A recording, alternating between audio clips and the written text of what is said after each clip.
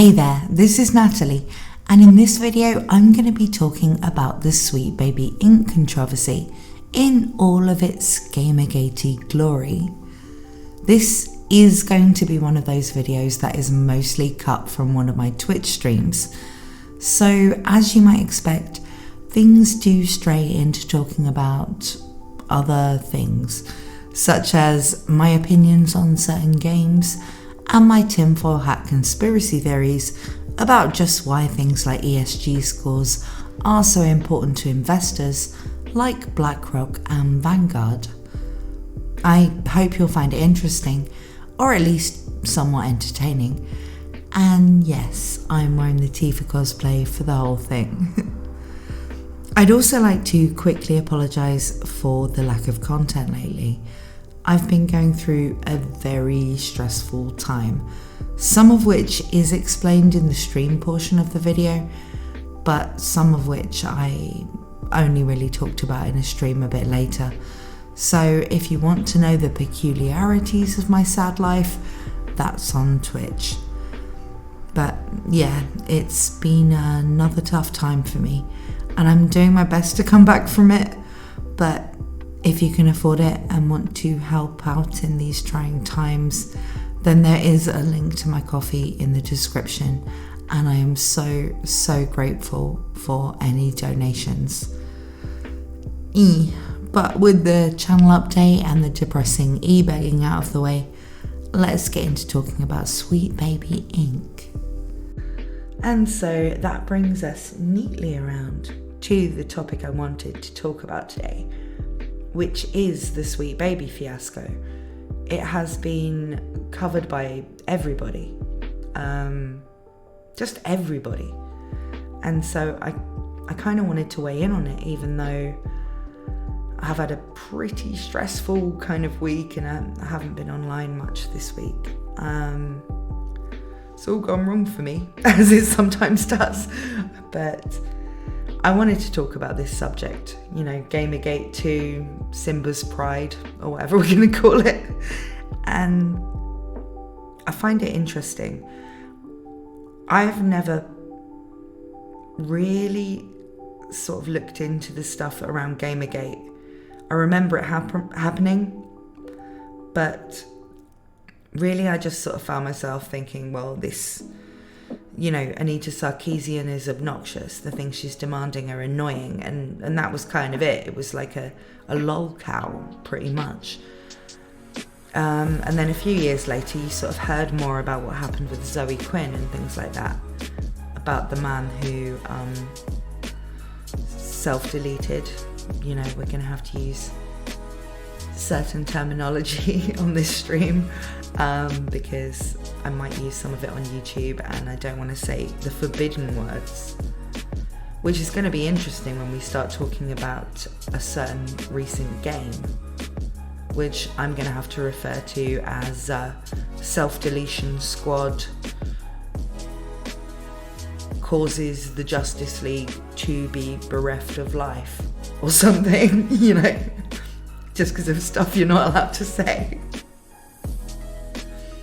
Actually, yeah, we can do loads of these. Gamergate 2, Back in the Habit.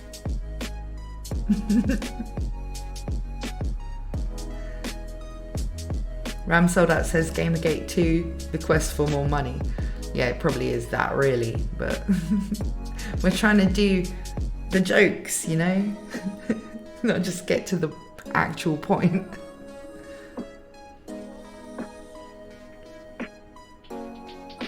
Gamergate 2, The Quickening. What was The Quickening the sequel to? Was it Highlander?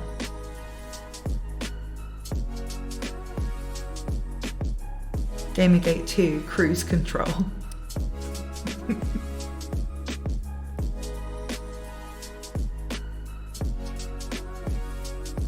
Gamergate 2, The Fractured But Whole. I don't know why I find that funny, but I do. RBY the guy says just call it King Shark, the video game.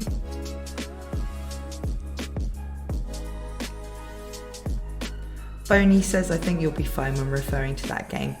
Yeah, probably, but it's more fun to call it some convoluted thing, isn't it? Like, I don't know, Canadian healthcare squad causes the Justice League to push up the daisies. That's literally how you have to think about what you talk about when you're on YouTube. It really is. Like, you have to think, can I say that? Do I have to call it Sushi Squad or something? You know, like, you can't say grown-up words. I do think that their AI is advanced enough to know when you're talking about something like, you know, a well-known franchise rather than talking about the topic of that. But nobody likes to take the risk anymore, you know. Joshua Thomas Moore says Forever Sleep Squad, maybe. Dignitas Squad. Ram Soldat says Darwin Squad, delete the Justice League. Yeah, I mean, all of these work pretty well. Cardinal Otaku says Gamergate Electric Boogaloo. Yeah, I just didn't want to go with Electric Boogaloo because that's the classic, you know. Seems a little bit too easy. So I'm like, how about Gamergate 2, The Streets? Gamergate 2, Judgment Day.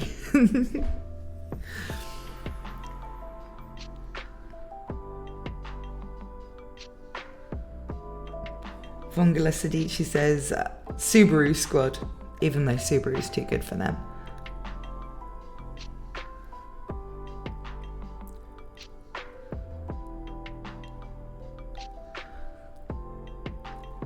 RBY the guy says Canadian Healthcare Squad takes the Justice League to Canada. Oh yeah, this one's good. Doc Edgeman says 2 gamer, 2 gate.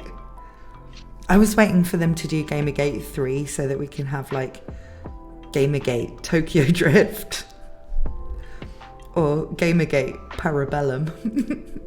You know, it's not like I've spent all day thinking of these or anything.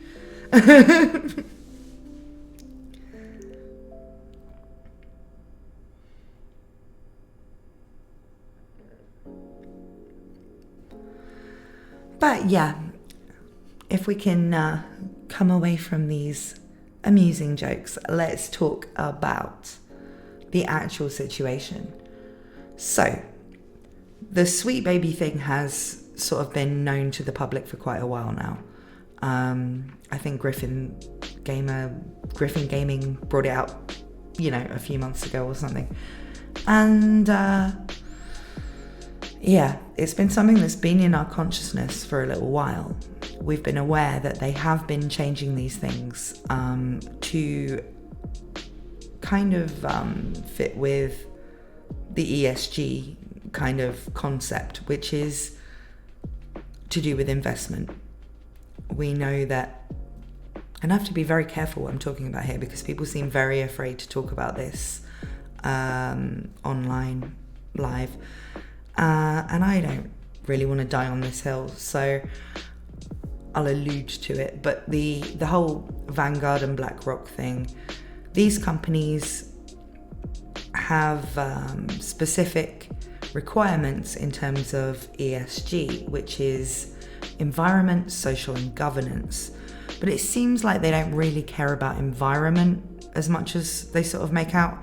It's not like you can get a good rating just by putting some solar panels on the top of your office building and, you know, or being Tesla and working really hard to make electric cars.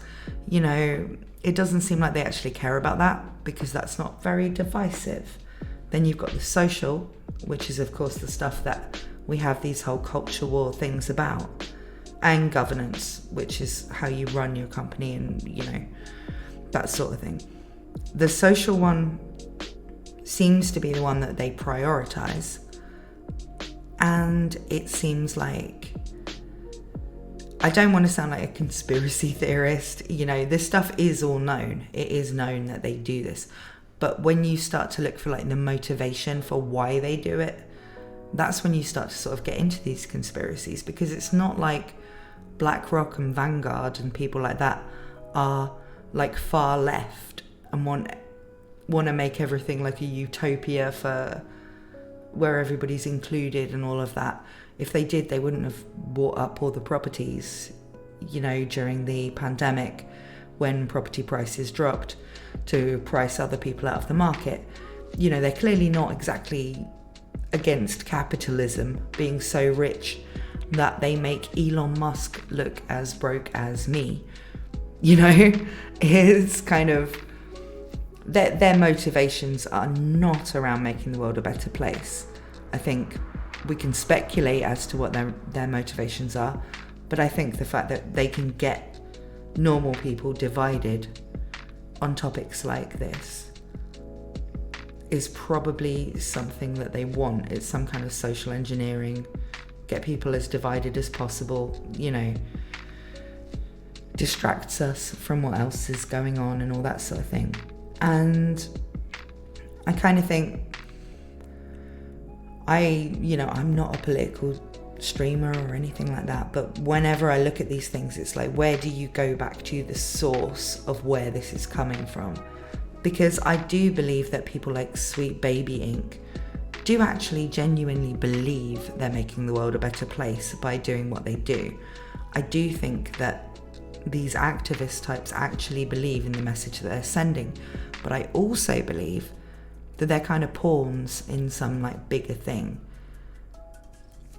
You know, I think that the AAA companies answer to the investors, and the investors are asking for the ESG stuff, so the AAA companies have to bring people in who can help them meet those scores so they can get those investments.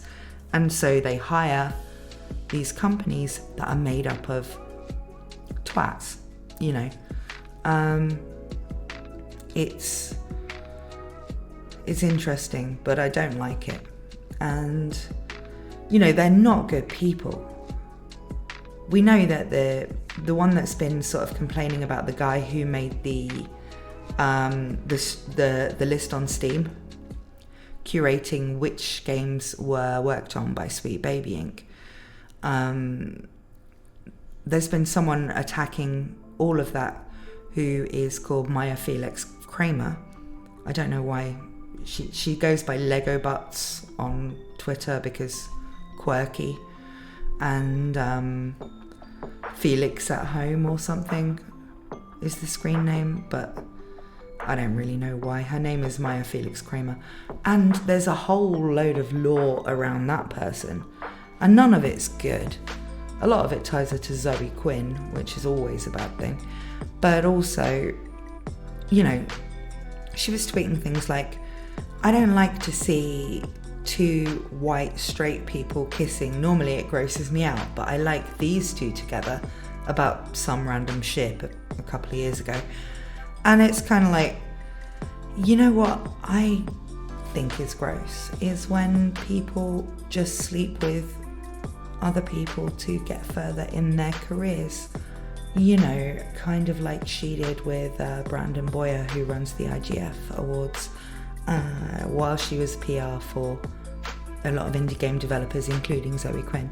You know, those kind of things I find a lot more gross than two white straight people kissing. You know, it's that kind of thing. Ram Sold Out says, I signed up to that curator before it all kicked off, and to be honest, I wasn't in danger of buying any of the games on that list. See, I did want to play the Spider-Man 2 game. At the moment, I can't afford to buy it anyway, but I have watched like some sort of long playthroughs and stuff of it, and I'm glad I didn't buy it now. You know, it has all the stamps of this stuff all over it. And I think what's kind of interesting to think about is, why does it need to be this way? Like, if you just need to meet the ESG requirements for investment, so that you can appease whatever the hell BlackRock is trying to do with society. Surely there are many games and many shows that already meet those kind of like requirements without being annoying to people.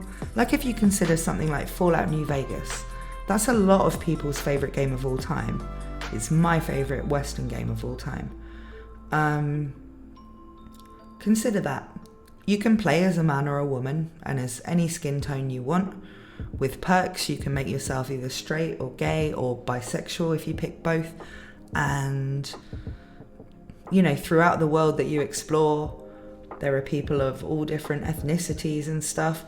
And of the companions you can get, you include a gay man and a lesbian woman.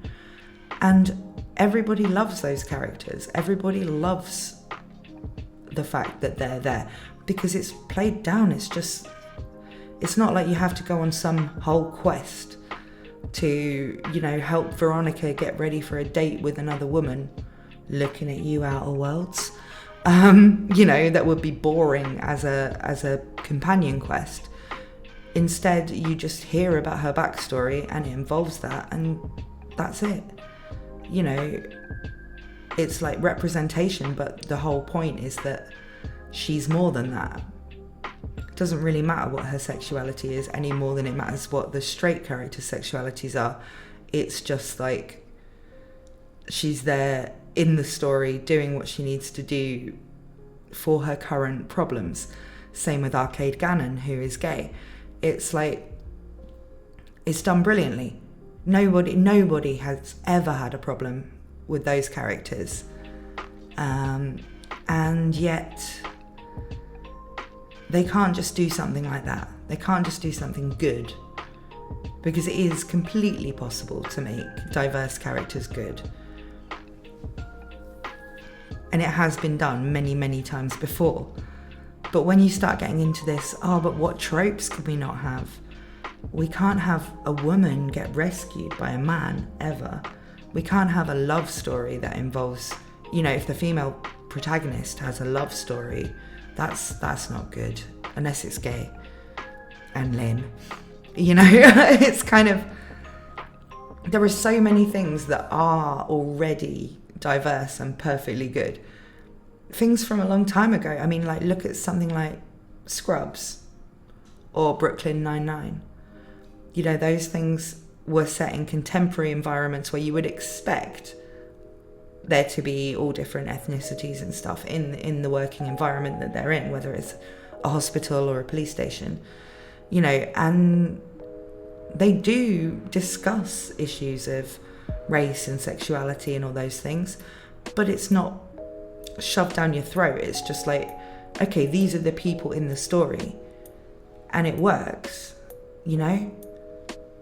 because those are the people in the story, and you care about them, so you care about, the issues affecting them, and then you start to think about those issues and whether they're relevant in the real world or just a fantasy thing for a TV show. And I think that is enough, right? Is that not enough? Just have good characters. Nobody complained that Toph in Avatar was blind. They didn't go, you're just shoving disabled people diversity. No, they were like, because it's interesting, it makes her interesting, and they don't mind joking about it.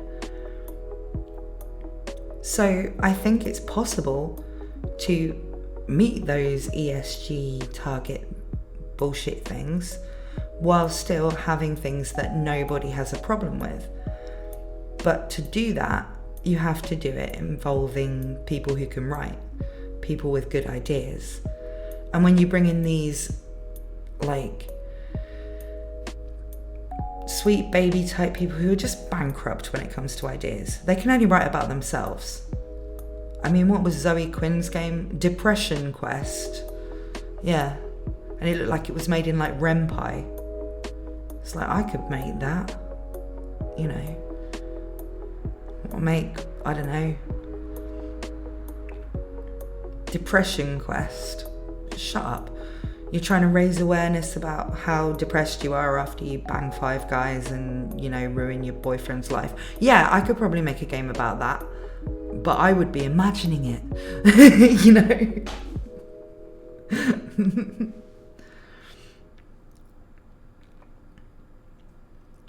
Nige says, but I bet they hated soccer being sexist in order to learn a lesson.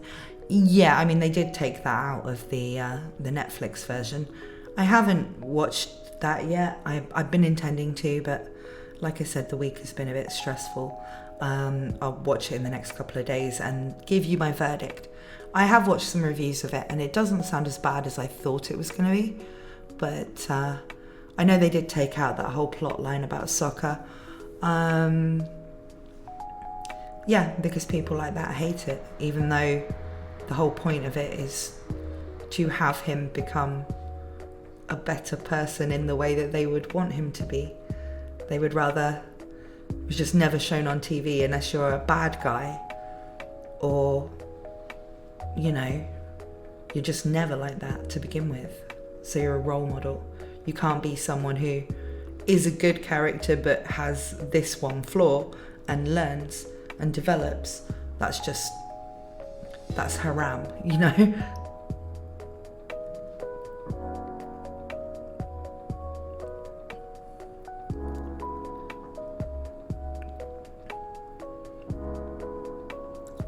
I am Moose says, hey, Renpai looks professional. Depression Quest was a literal website. It was made in CSS. Oh, really? I never played it, but I did learn how to use Renpai, and I do know how to use CSS. So how can you make a game in that year? It was made in like 2014 or something, right? I was using CSS at work in like 1999. Boney says, from It's a Gundam video I saw, a writer literally says she only tends to write self-inserts. I saw that video too. And it's kind of lame, isn't it? Like, I never write self-inserts. But when I play role-playing games, if it's the kind of game where you have a blank slate character, you know, like Fallout, I will make it the first playthrough. I'll kind of play as myself, pretty much. And then, you know, I'll start to like experiment later on in future playthroughs. I might go as a like low intelligence gay man or something that's the opposite of the character I played as. And, you know, just to see all the different interactions and all that sort of thing. It's just having fun with the game, you know, and what's put into it. But a self-insert for her is not going to be something we all want to play as, is it? Like, a self-insert for anyone is not going to be what we all want to play as. Nobody is as cool as the main character. If you're playing as a main character that's already pre-written rather than one you develop yourself, nobody's, you know, if Geralt of Rivia was just that woman, would you want to play as that? You know, if Bayonetta was that woman, would you want to play as that? No. Yeah, it's just lame. Joshua Thomas Moore says, you play Mass Effect now? Yeah, I have. And I really like Mass Effect. Mass Effect is kind of, it's one of those where even though you can create your own character, I still kind of think of John Shepard as a fixed character. So even though normally when I play something like Skyrim or Fallout, I play as a female and I, you know, build it around like my own skills and all that. When I play Mass Effect, instead of playing as the female version, I always play as John Shepard, like vanilla John, and I just give him whatever traits I feel like playing for that playthrough, and I'm quite happy doing that, same as I'm quite happy playing as Geralt when I play The Witcher. I don't always have to play as a woman, you know, just because I am one, it doesn't mean, you know, I can't like get into being John Shepard or being Geralt or being Nathan Drake or whatever. It's just kind of dumb.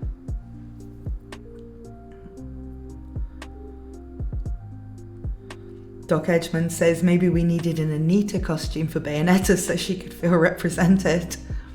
I think Bayonetta could make anything with her hair. She could probably make some like frumpy pantsuit or something. Kav says, are you cosplaying as Tifa? Yeah, I'm doing a Tifa cosplay today.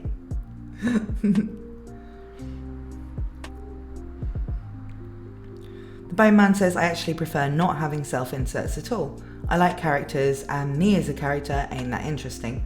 I am bone and artist. No, I agree with you. In a story, like a book or something, I don't want to see self-inserts.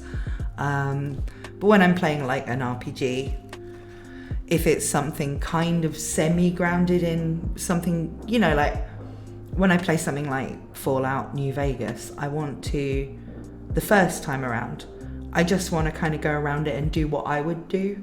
So I kind of build the character as kind of like me. So I'm making the decisions that I want to make when I'm playing the game, you know, when they're difficult decisions and stuff. I'm doing what I would do. Whereas when you're like role playing, if I sort of said, right, I'm going to be an absolute bastard, you know, then you can kind of role play as that character. But I prefer to do that on like a second or third playthrough.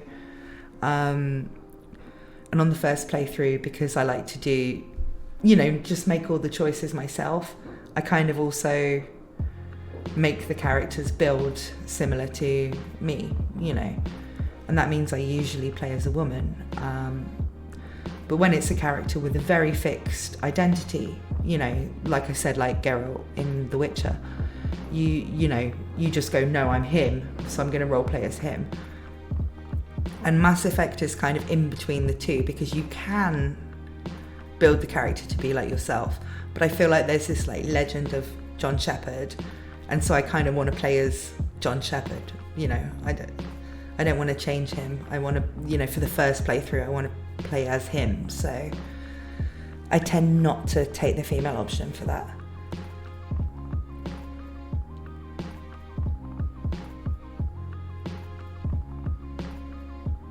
Sorry, I just saw one from RBY, the guy saying, did you see the clip where he told Yahtzee that he was pregnant? Who told Yahtzee he was pregnant? Sorry, I'm a big fan of Yahtzee. Jim Sterling? I don't know.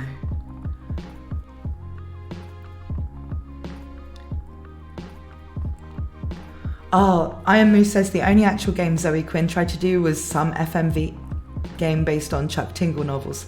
It was ironically supposed to be made with Renpai and supposed to star Jim, or whatever their name is nowadays. I can't keep up with the spineless Sterling. The game was kickstarted and funded and still unreleased. I remember that happening because at that time I was still like a romance and erotica author, and Chuck Tingle was someone that we kind of, in the community doing that stuff, we kind of like, we respected what he'd done, but we'd all got, the joke had just got old at that point. It was like kind of, yes, this in my butt, whatever, you know. And then you sign up with Zoe Quinn to do a like Renpai visual novel. It's just like, oh god, yeah, I remember that being cringe. I'd just completely forgotten it happened until now. Thank you for the reminder.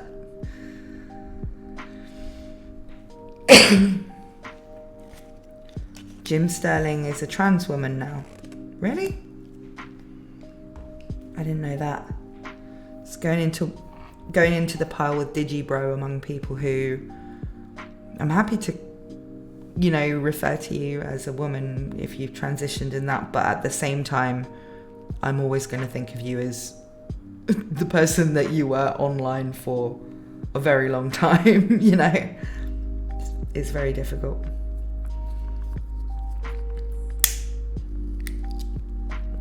Mentat says, what's a Chuck Tingle? Chuck Tingle was this parody erotica writer, and he sort of like, at first it was amusing, you know, but it did very well, and it just went on, and he just kept like churning out endless amounts of these whatever the theme, whatever was topical at the time. It was like if people were eating Tide Pods, he'd write an erotica novel about people eating Tide Pods and call it Tide Pods Went Up My Butt or something, you know.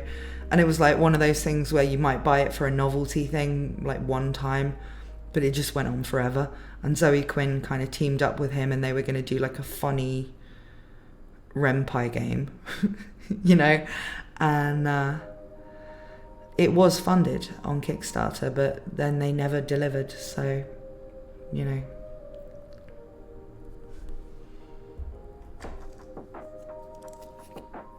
Ramsadak said, author of pounded in the butt by my handsome sentient library card who seems otherworldly, but in reality is just a natural part of the priceless resources of our library system provides. Yeah, it was all stuff like that. It was like, you know. I mean, I bordered on parody sometimes, because I was writing stuff at the same time.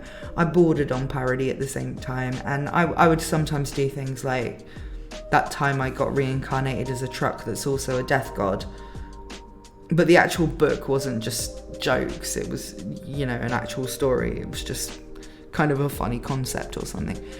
He just basically churned out these, whatever was in the news that week, he'd write like a silly gay erotica novel about it. And Zoe Quinn was into that, apparently. So, you know, they were going to make a game together, and I don't really know what happened to Chuck Tingle, because I don't really follow the erotica community all that much anymore.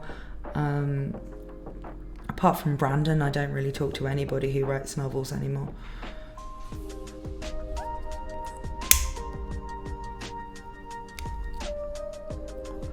Joshua Thomas Moore says, well, YouTube's naughty bot is going to love this section. Yeah, I think this bit will probably be cropped out, in all honesty. If I do anything with this stream in terms of YouTube, I'm going to be cutting that out. Cassidel Bowen says, pounded in the butt by my own butt. Yeah, I think that was one of the ones he wrote.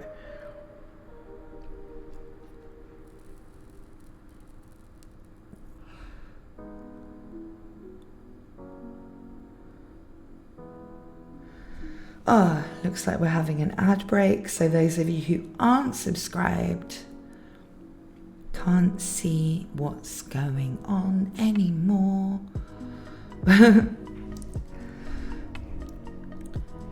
But yeah, to get back to the Sweet Baby stuff, I'd like to sort of talk about where it's going to go next. Because there have been a lot of layoffs in the gaming industry the last couple of weeks. And apparently a lot of those have been in the field of, you know, like the diversity, equity and inclusion departments and things like that. And people who potentially weren't really contributing to the development of the products, the development of the games, the ideas, all of that. And, you know, John Romero said that it was something that had never been seen before in the industry, and he would know, because he's, you know, love him or hate him, he's been through all the craziest phases of, you know, the evolution of the gaming industry, and he could make us all his bitch. So, you know, you got to pay attention when he's talking about this stuff. And it's kind of like, yeah, these massive layoffs, if they're laying off developers and artists and writers and all those kind of things, that's one thing. If they're laying off the DEI hires, then it's kind of, I mean, Sega of America has apparently been laying off the localizers because they're now going to be outsourcing that. And for those of us who tend to be kind of unenthralled by the localizations that get done on Japanese media, and, you know, equally Chinese and Korean media, it's kind of, yeah, I could be on board with that. Get rid of them. They serve no purpose apart from annoying us. But does outsourcing it just mean outsourcing it to some company like sweet baby, you know? It doesn't necessarily mean we're not going to do that stuff anymore. We're going to outsource it to someone who's going to give accurate translations. No.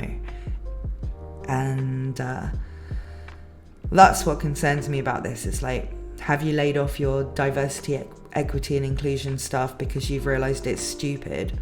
Or have you laid them off because you can just hire a consultancy to do the same thing?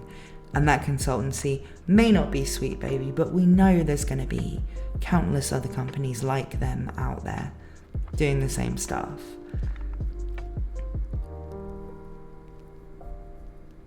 You know,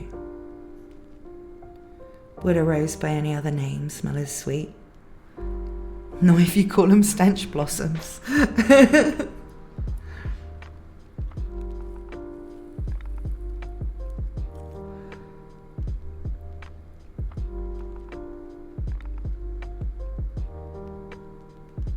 Hey, Necro's here. Hey babe, how you doing?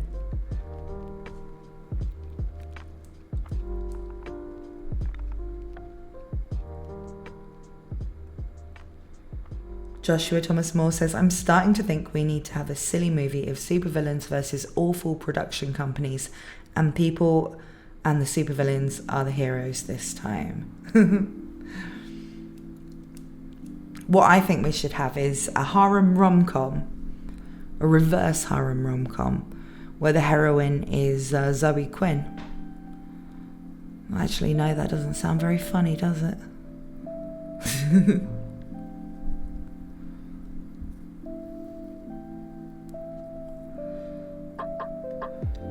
I really dislike Zoe Quinn. I don't mind saying it. I don't understand how her and Maya Felix Kramer are getting all these men in the first place. I mean, they're not exactly prizes, the men, but, like, they're awful. Like,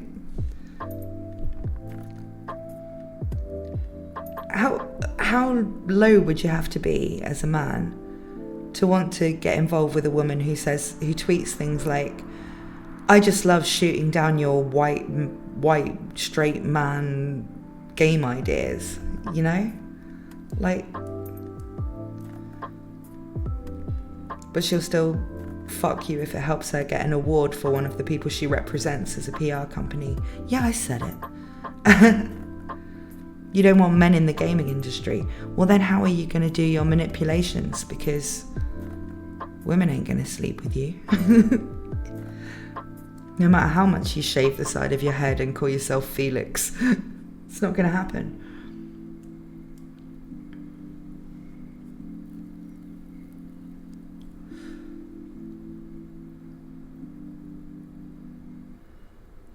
Sorry, I was getting a bit feisty there, but they just annoy me. I just don't understand how people like that are ruining an industry that so many people derive a lot of like their enjoyment from. And it's like, it's going to go the same way as comics. We're all just going to resort to only playing the Japanese stuff, as long as they don't get their filthy hands into that when it comes to localization, which is a lot more important in games than it is in anime. In anime, we can, just some AI-made subtitles, we can still understand what's happening in it. We can get the acting from the characters. But with video games, there has to be some degree of localization, even just in the explanation of the controls and things like that, And that kind of thing, yeah, if we can't trust them to just localize it so that we can play it without sweet babying all over it, that's kind of the thing.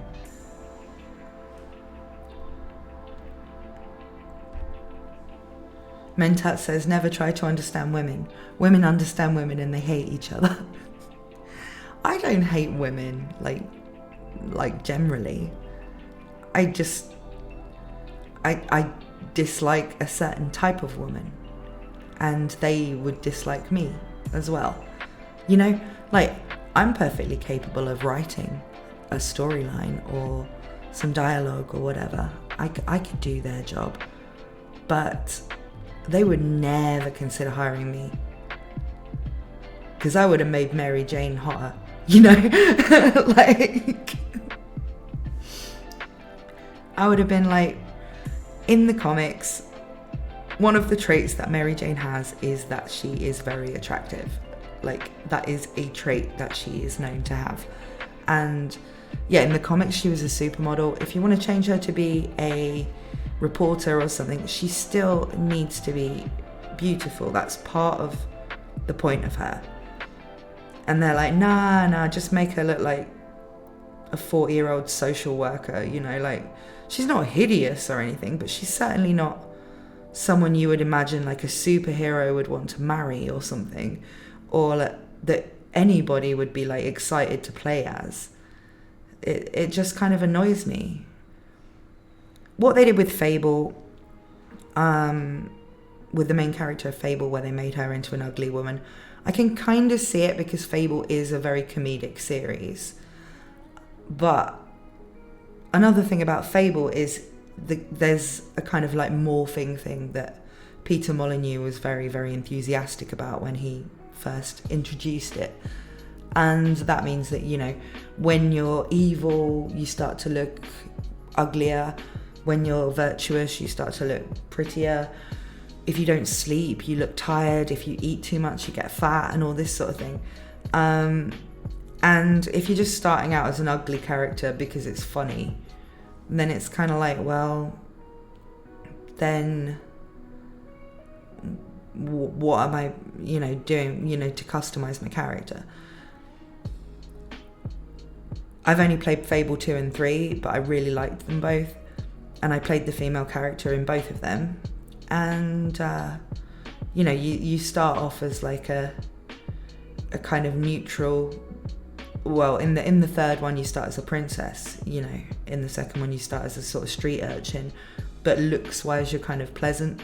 And then you either become, you know, covered in scars if you die a lot. You can tattoo yourself. You can change all your hair and all, you know, all this stuff. And that was kind of like a fun part of the game. Like, I'm going to get my character really fat because you get an achievement for it, and, you know, that sort of thing. It's just like, it was a part of the game. In this case, you can't really. You just got this ugly woman and you have to play as an ugly woman. And it's a bit different to making something like Aloy from Horizon ugly. Like Aloy from Horizon is kind of an aspirational cool character that fights robot dinosaurs. I would rather she looked cool and badass. I don't want her to look like some frumpy woman. I can see in something like Fable that it could be done for comedy. You know, it still doesn't really make me want to play as her though, you know.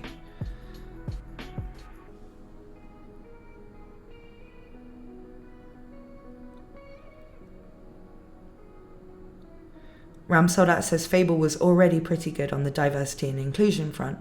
Yeah, it was. And also, you know, being a British game with British voice actors and stuff, there was a lot to enjoy about it for us, you know. I know it's for the world, but like something about having like Zoe Wanamaker and people like that in it, you know, it was just fun, you know. And Stephen Fry, having those kind of British icons be in there and everything be a bit, you know, I don't know, I just loved it. Cassadell Bowen says, cool, like Nikocado Avocado. Yeah, you basically can do that. You can basically just do mukbangs in the older Fable games and get really fat and you get an achievement for it. But you can lose weight by eating celery. On my whole playthrough, my first playthrough of Fable 3, I did like a good playthrough, and I was the female character, the princess, and I couldn't understand why I was starting to look like really like bleak and dark, because I was like doing all the good things and I hadn't died many times. I shouldn't have like scars and that.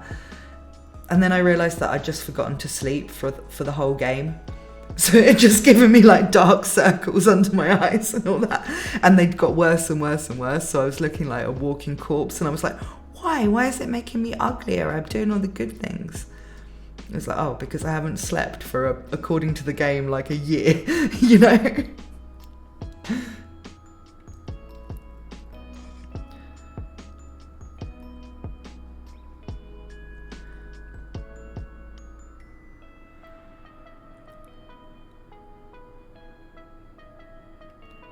The Bone Man says, I don't want ugly people in my game. I don't need rep.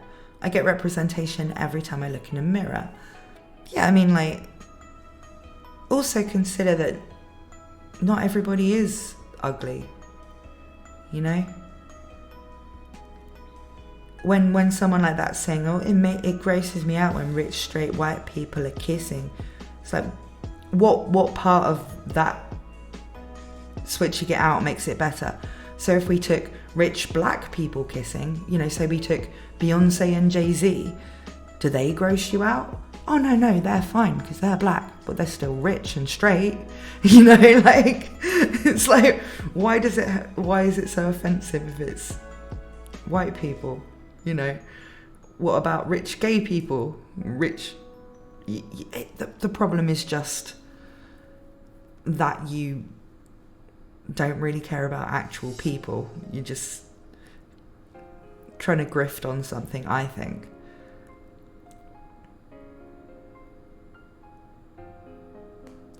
Bowman says, Fable is a fun game, easy but really fun. Ending to 2 was bad though. Yeah, I agree with that. Like the end boss fight is basically you just pull out a pistol and shoot him and that's it. It was really lame. A lot of people disliked 3. I didn't. I thought 3 was really good, but I think that's because I played it without, it was the first one I played, and I played it without any of the hype. You know, it was just that one of my friends had got into the franchise and she sent it to me for Christmas, and I played it. It was like maybe 6 years ago or something. I played it and I really, really enjoyed it. And she was like, oh, but that's the worst one. Everybody hates that one. And I'm like, oh, I thought it was pretty good. But I think if I played it having heard all of the like Peter Molyneux hype about all the things you could do in it that turned out not to really be in the game, maybe I would have been disappointed with it too. But playing it blind, I actually really enjoyed it. Apart from that bullshit bit at the end where it speeds forward in time by like 6 months while you're trying to save up money.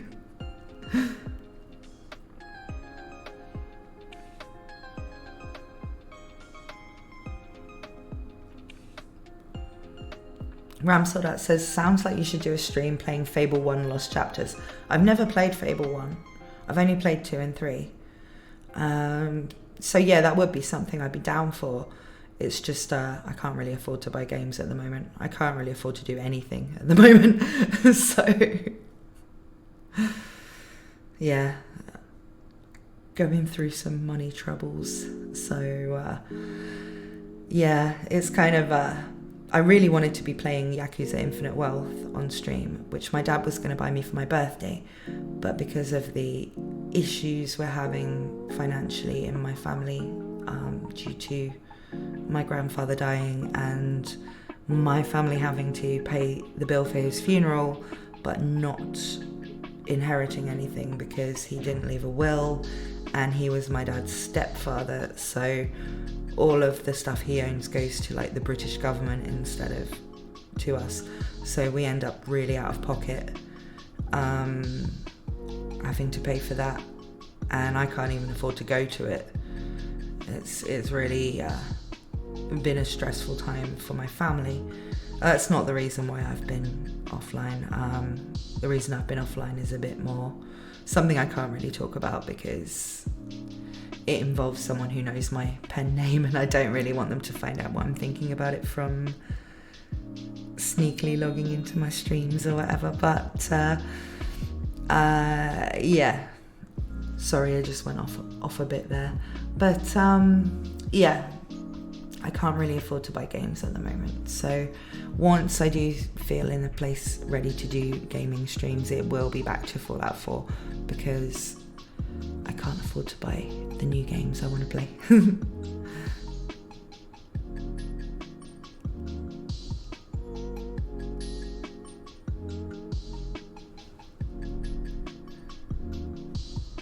Maya says, I am overweight and I'm struggling to lose it because it's hurting my life and I'm trying to improve myself. The last thing I need are those body positivity people promoting a lifestyle that's hurting my health and preventing me from finding love and happiness. Yeah, I really don't like that body positivity stuff. It freaks me out.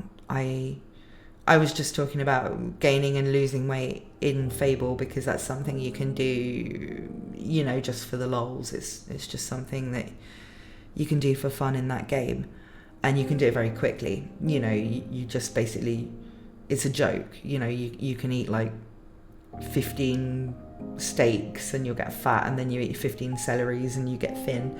It's that kind of thing. But in real life, I think it is a good thing to be kind to people who are overweight or any kind of size. But I don't think it's a good thing to glorify it and say it's fine. Don't try and better yourself. Some people find it harder, some people find it easier. Everybody's got their own problems, And if somebody is very overweight, I don't think you should be mean to them. But the way that these people the body positivity people kind of just glorify it and say, no, we're healthy. And then there has been a large spate of them all dying young, I would say that's not a good thing.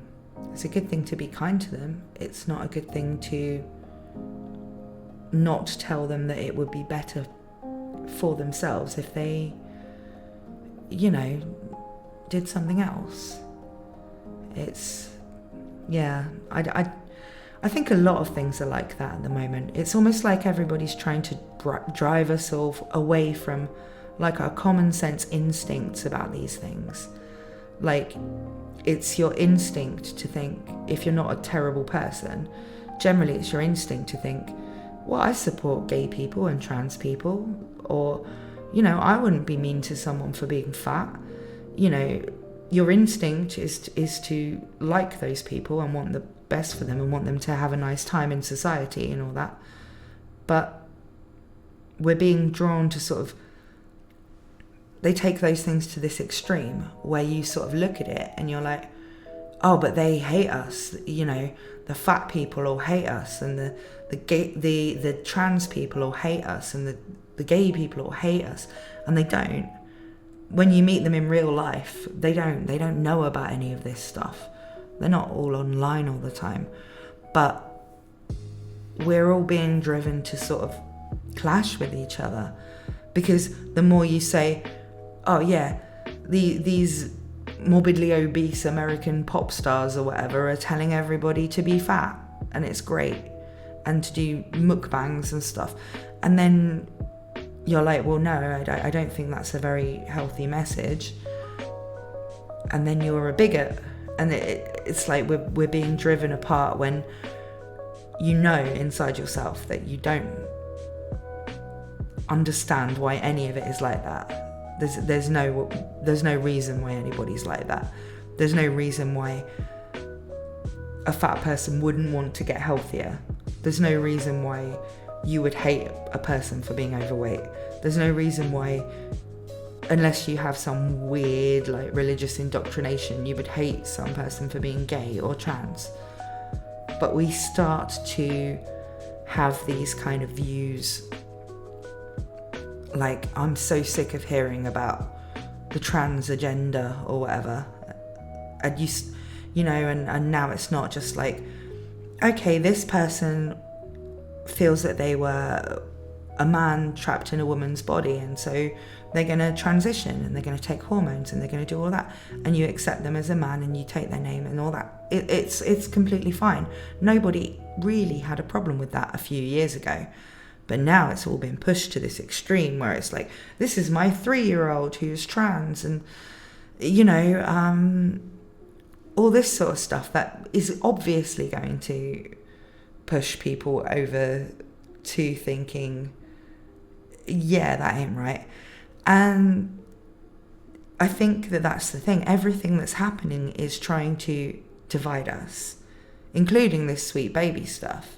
like I said, you look at a game like Fallout New Vegas that had loads of diversity in it. Nobody cared. Everybody loved that game. Like, everybody. I've never seen a bad review of that game, apart from maybe some people who didn't like the bugs on launch. But it had gay characters, ethnic minorities, all of that stuff. It had all of it. And so if what they really wanted was diversity, they could make stuff like that. They could make stuff like I was saying, like Scrubs as TV shows, you know, that had all the diversity that you could expect to find in that setting. And nobody would have a problem. There's some kind of goal to riling us all up against each other, you know.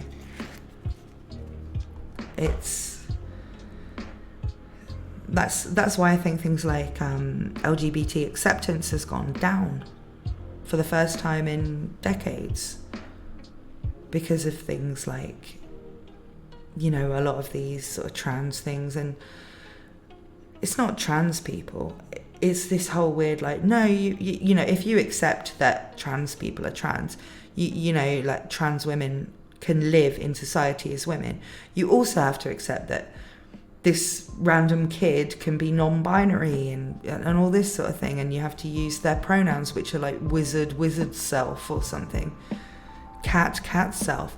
And I'm like, sorry, but that's not even, I don't refer to an actual cat as cat self, you know. I still refer to a cat as he or she if I know the cat, or it if it's just a random cat. You know, I don't refer to a cat as cat self. So a person who thinks they're a cat, and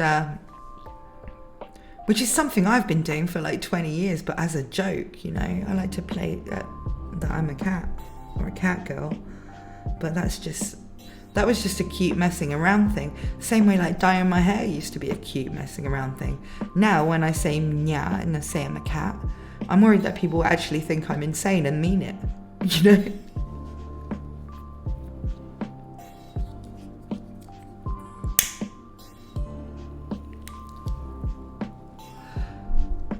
Joshua Thomas Moore says, Elon Musk and his naming his kid with gibberish. Yeah, but he can... At this point, I think he might be, sad to say it, but he might be one of our last hopes. Because if someone like Elon Musk, who isn't worried about things like investment from BlackRock and things like that, say he buys Disney. He has joked about it, but that would completely disrupt this whole thing. I'm not sort of like an Elon Musk fangirl or anything, but I think there's not many people with the money and the independence to actually disrupt this stuff, and I think if there is anyone, it's him. Strange times call for strange alliances, you know.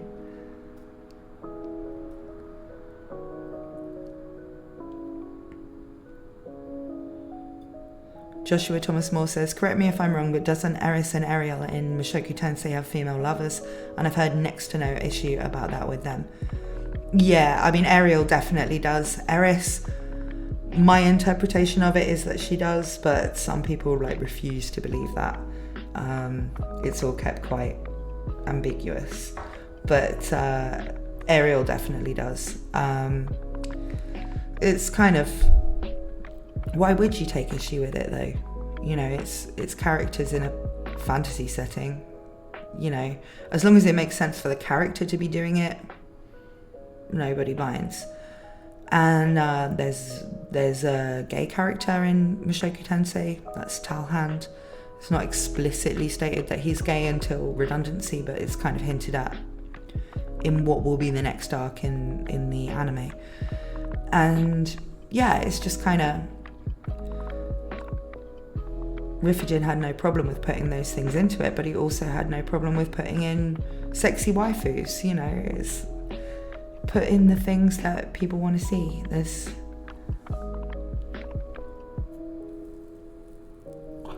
Joshua Thomas Moore says, I never thought I'd die side by side with Elon Musk. RBY the guy says, same with trans people for me. I was friends with a few way before I ever saw any culture war or shit like that regarding it. And while I have my opinions, I certainly don't hate those I've met because I'm not a complete arsehole. Exactly. I mean, I think I knew like 3 trans people before it all kind of became this massive constant talking point that it is now. And now I know quite a few because the area I live in for some reason is kind of popular with trans people, and none of them know anything about any of this culture war stuff, though they're not chronically online. They're either just trying to live their lives or they're just party people that, the summer comes and we all go clubbing and it's, that's it. I never had any like bad feeling towards trans people, but sometimes now when you see these kind of like woke TikTok compilations or whatever, and there's just some insane person going on about how you can use fairy self pronouns or something, I'm just like, mate, this is not doing anybody any good. And I really feel like somebody's controlling it. Somebody's making all of this a thing to sort of divide the people that were getting along a bit too well before, Like, we were all accepting the LGBT community a bit too much. So now we have to, like, create a divide again.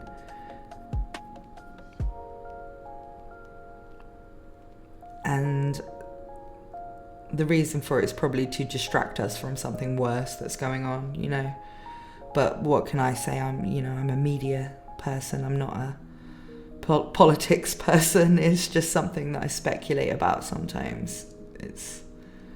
Yeah. Thank you, Elric Voss. Ada, thank you for subscribing. RBY the guy says, it's funny because most I've met in real life were fun, but were female to male, but all the ones I've met through Discord, mostly Aussie community, yes, judge as you will, have all been male to female. Before the whole thing became a like big deal, I knew 2 male to female and 1 female to male, and now I know a lot of male to female. Ugh. Yeah, I know a lot of male to female because that's just like, for some reason I live in a place that has a kind of like community of male to female trans people who also all happen to be South American. I don't know. It's just a thing that there is here, and their parties are better than the parties the Italian people have. So, I got to know them. But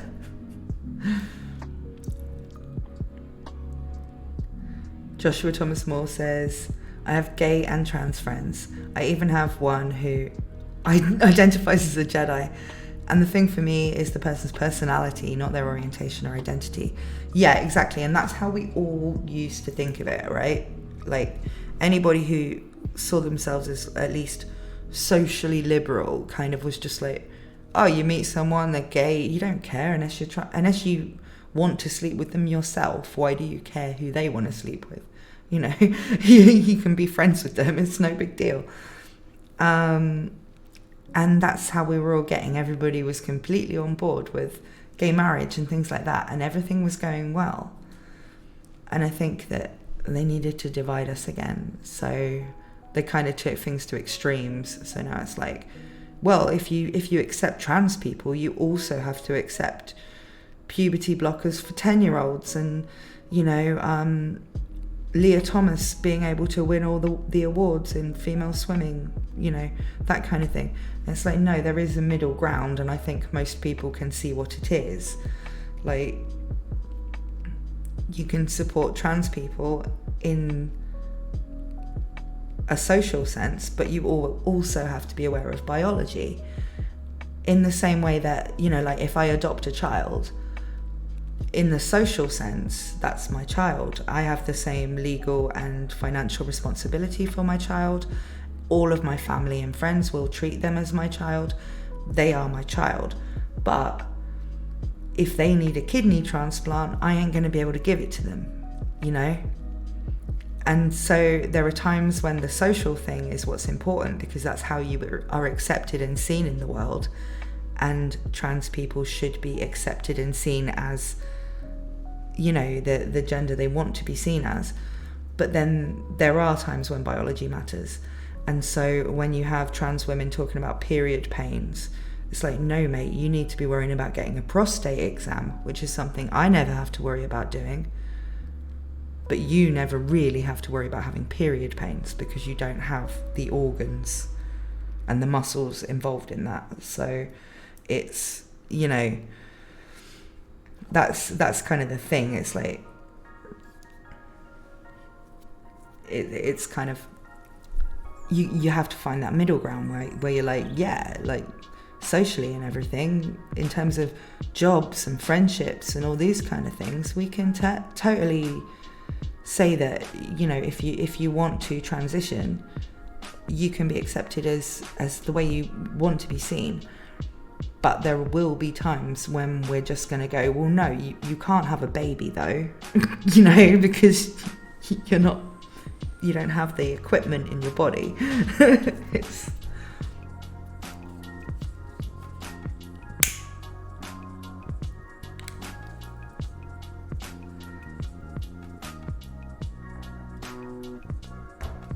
Ramsoldat says, if we have to replace our personality with our sexual fetishes, then I'm going to need to buy some lube. I don't know how that would work for me, because I don't really have any fetishes. I know that's surprising, because I've written so many novels with all the bizarre stuff going on in them, but I actually just like normal sex, you know, like, you know, normal sex with a man I find attractive. Preferably even love. That's kind of what I'm into. You can get a bit inventive with it, but I don't need all the bells and whistles, you know. I don't have any kind of particular thing that I go for. And now I'll probably definitely be cutting a lot of this out if I do put it up on YouTube.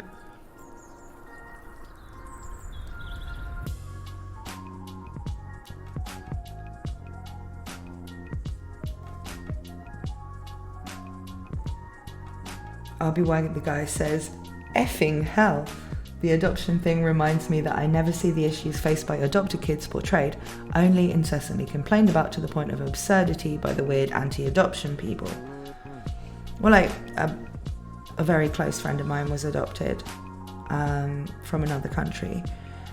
And it does, you know, when you find out that that's what makes you different from the other people around you, there are sort of like abandonment issues and stuff, even if you have had a better life because of it. And I think maybe that would be something interesting to explore in a story. But it would be the kind of thing where, you know, you wouldn't want to paint it as bad for people who are thinking about adopting, I mean, or who were adopted, because I think it can be a really great thing. It can give people great opportunities, and not everybody wants to give birth either. Like, I would much rather adopt a kid than be pregnant and have one, because I'd still look the same when I have my baby, you know. Also, I wouldn't even have to have a baby, would I? I could get one that was like 5 or something, so I could get past that boring phase where they don't really do anything.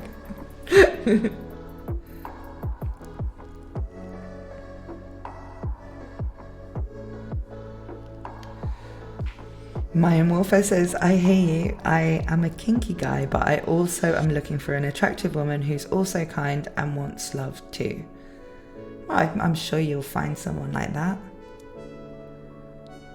He might also be kinky. I just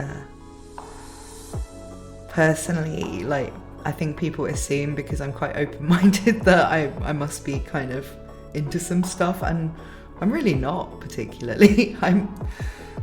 I enjoy those kind of interactions with the right kind of person, but you know, I couldn't say I have this kink or this fetish, because I don't really have any. I like it just passionate, I would say.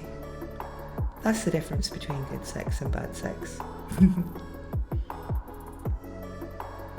Lucas Leviathan says vanilla for the win. Yeah.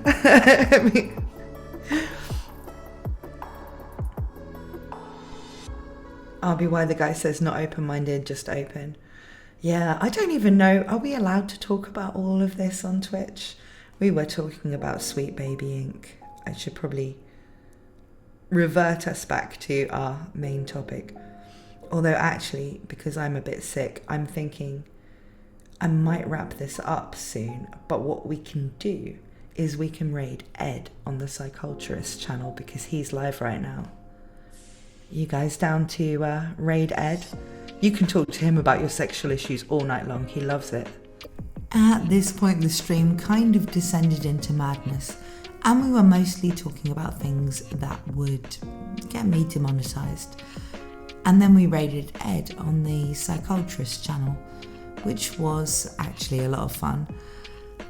But I don't think the Sweet Baby Inc. story is over, so it could well be something we end up revisiting in the coming days. But for now, thank you to my supporters on Patreon and to anybody who helps me out with donations via Ko-fi. And of course, thank you to those of you who joined my streams and contributed to the conversations in this video by interacting in the chat. Thank you also to all of you for subscribing to my channel and watching my videos.